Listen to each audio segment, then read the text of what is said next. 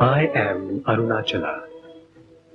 Geologists say I am many million years old as the earth. There are others who think I am as old as the universe, as old as time and space. Some of them have come in search of me over the centuries. This is the story of one such person, a 16-year-old boy, when he came here. Who am I? He realized I was he, and he was me.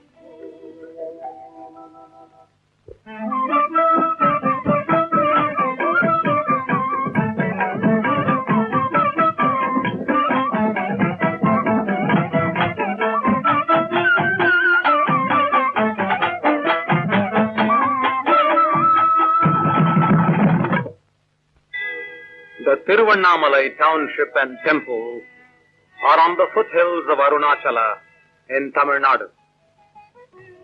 On the first day of September in the year of Christ 1896, a 16-year-old boy arrived here.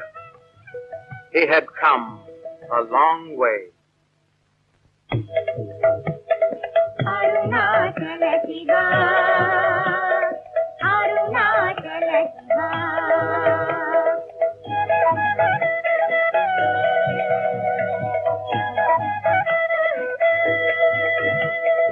Arunachala Shiva, Arunachala Shiva.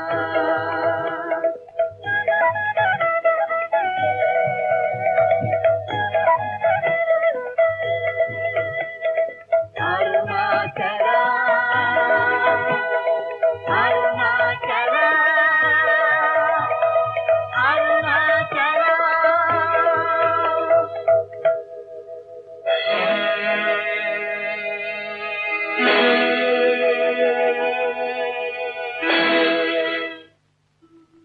அழகு Sundaram போலகமும் நீயுமுற்று அபிநமாயிருப்போம்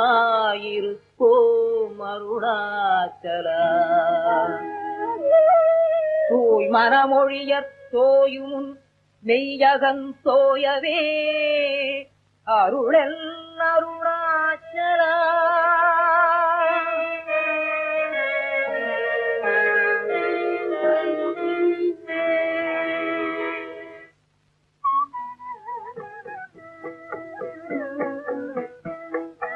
Sitting in meditation in the temple mandap, before long, he found it was not all that peaceful around here.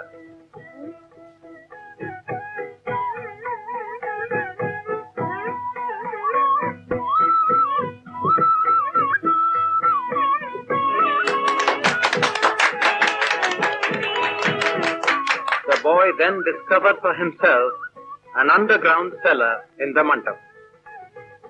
He sat in this dark hole near the lingam, lost in meditation. When people discovered him several weeks later, he was in bad shape physically, with insects feasting on his body. But he still remained in a trance. He then shifted to several corners of the temple, spending some weeks in each place. He had not spoken a single word to anybody since he had arrived in Tiruvannamalai. However, shortly after he shifted to a small temple on the outskirts of the town, he began to communicate. He wrote out answers to devotees' questions. It was during these sessions that the boy's earthly identity was revealed.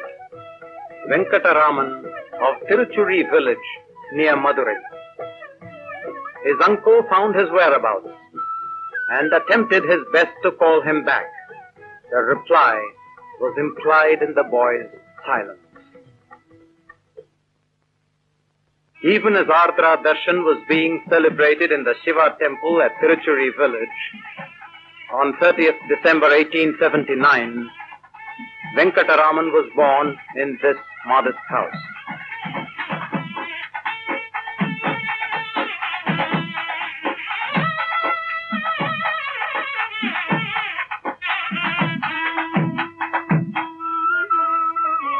Venkataraman was hardly 12, his father Sundaramayyar, an unlicensed pleader in the local court, passed away. With his elder brother, Venkataraman shifted to Madurai, to his uncle's house.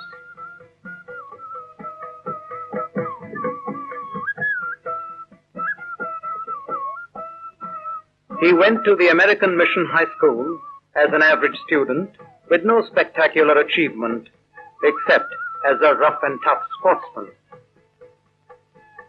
One day in 1896, while at home in Madurai, it happened most suddenly. I felt I was going to die. Why I should have so felt cannot now be explained by anything felt in my body. I said to myself mentally, now this has come. What does it mean? What is it that is dying? This body dies. But with the death of this body, am I dead? Is the body I?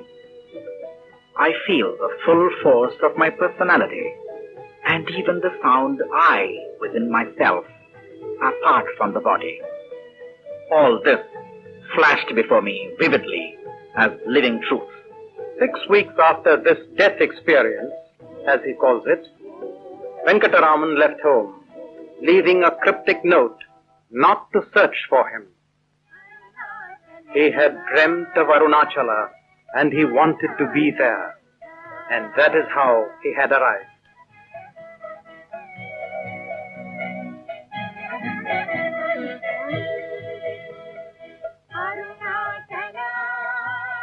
Soon after the uncle left Tiruvannamalai, the young sage moved his residence to another small temple on a hillock.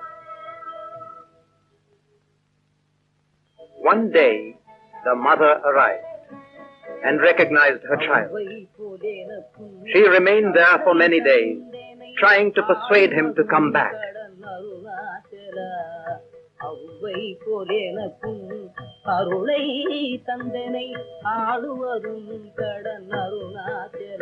But she had to go back alone.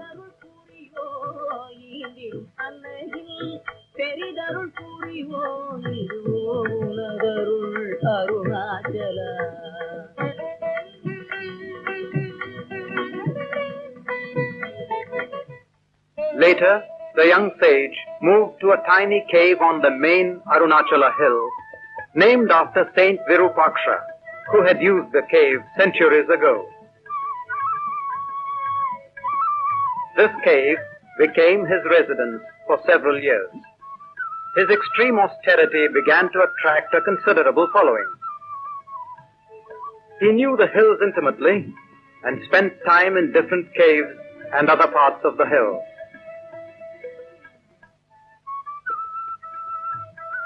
For 3 years since his arrival in Tiruvannamalai, he had remained silent.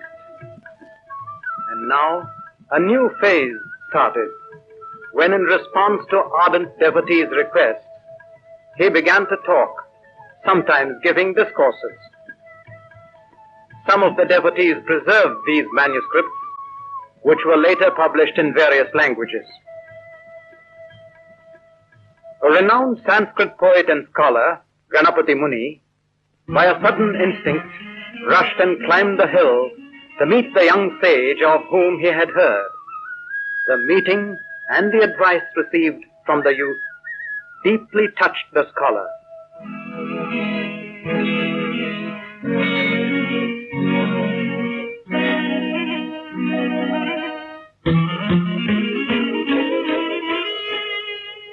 It was Ganapati Muni who declared that henceforth the young sage would be known as Bhagavan Sri Ramana Maharshi.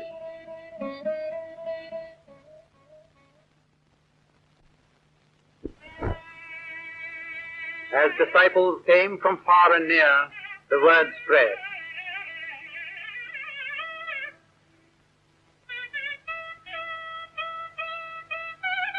The Maharshi's extraordinary intellectual and spiritual accomplishments were revealed to the world through books in many languages.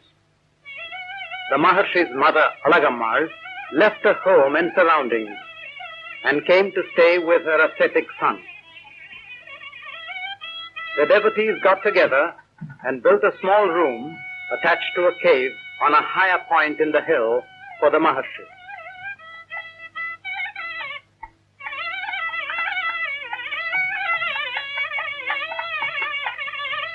From 1916, for about 7 years, Skandashramam became the Maharshi's abode.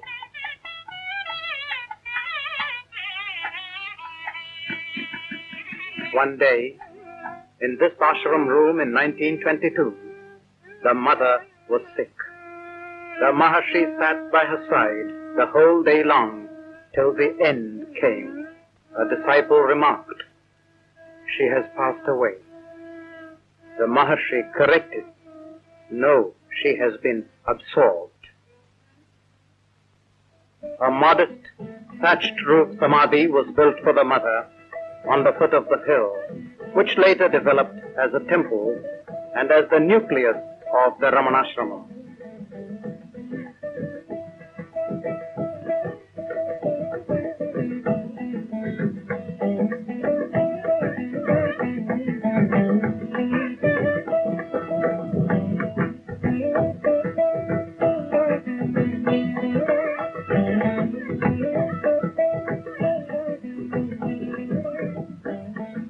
In his eyes, there was no discrimination whatsoever of caste, creed, religion, or race.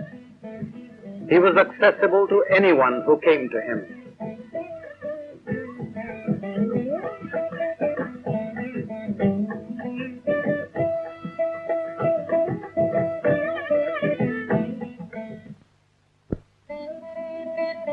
Bhagavan Sri Ramana Maharshi's message and teaching is simple and direct.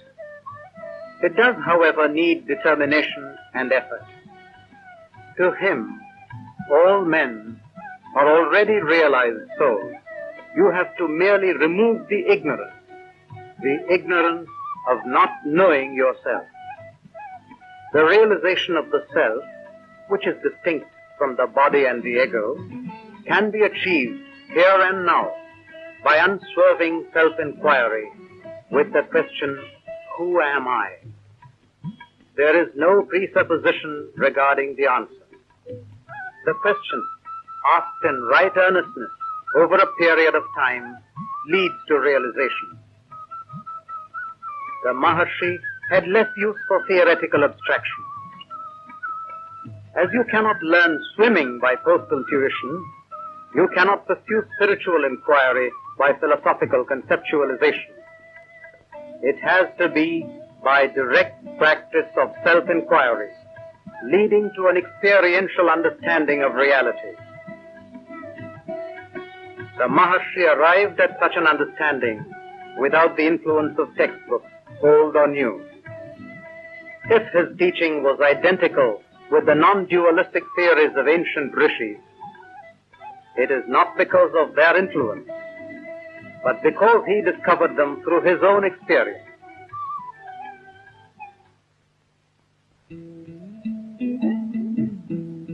Indeed, Bhagavan's grace extended beyond the human family. His identification and rapport was with all living things. Peacocks, cows, monkeys, dogs, and even snakes on the hillock treated him as a natural master, coming to him to play and receive eatables from him.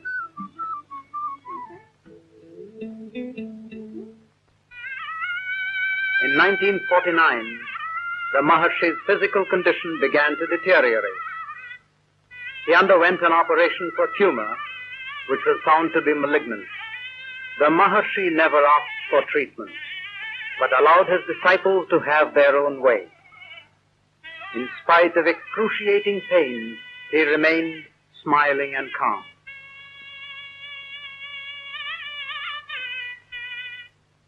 On 14th April 1950, he attained Mahasamadhi. Ramanam Bhajegam, Ramanam Bhajegam. Exactly at the time of his Mahasamadhi, the observatory reported an unidentified meteor. The sparkling, radiant meteor flying across the sky was noticed and reported by several thousand people all over South India.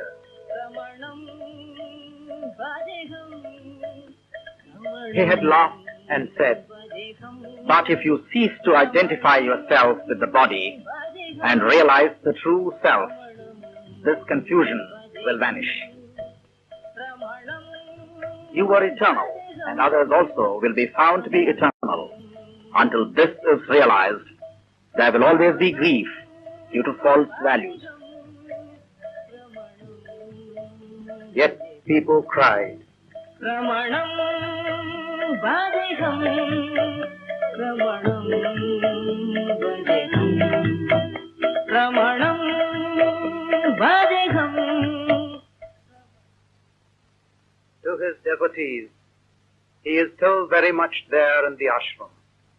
His presence is deeply felt.